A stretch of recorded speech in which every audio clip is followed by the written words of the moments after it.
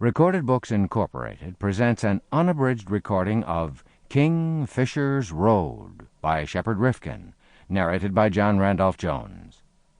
This book, copyrighted 1987 by Shepard Rifkin, is recorded by permission of Knox Berger and Associates. This performance is copyrighted 1991 by Recorded Books Incorporated. Tom Carson owns a little ranch, and each year he runs a herd of his cattle up to Contention City for sale to the miners there. This summer it's been a rough trip, and it gets rougher indeed when he ventures up King Fisher's Road. Chapter 1. Someone had taken an old board and a branding iron and burned in, "This is King Fisher's Road. Take the other."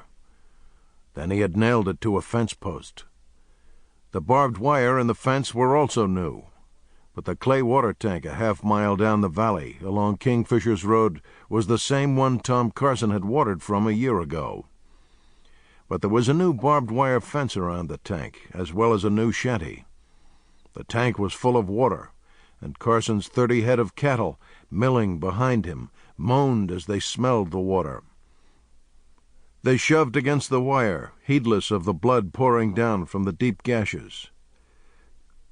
Carson had had to whip them over their heads with his quirt to keep them from turning back ever since sunrise. He was losing control over them, since cattle dying for water go blind.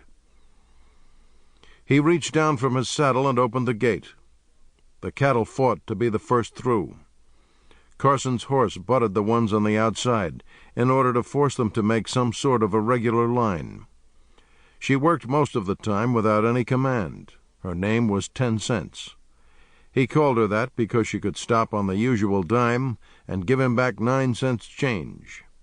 She was a 3-year-old bay mare, and she was the best cow pony Carson had ever had in his 33 years of life in West Texas and in his 4 years of running his own little ranch.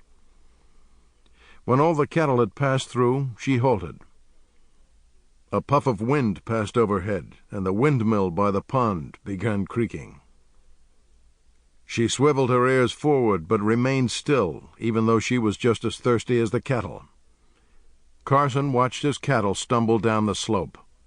Their 2-day struggle across the 75 miles of alkali flats and sand had burned 50 pounds off each of them.